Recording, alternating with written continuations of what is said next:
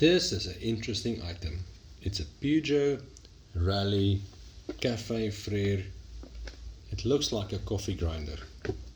Okay, so the motor was completely seized up, so we took it apart, we overhauled the bearings and redid the whole engine, so now it's just great. Okay. Don't put your fingers in there, right? So the engine is overhauled, it's nice, solid. Okay. We didn't do anything about the paint work, we tried to leave it in a classical state as much as possible. So get your RALLYE Peugeot Frere coffee grinder today.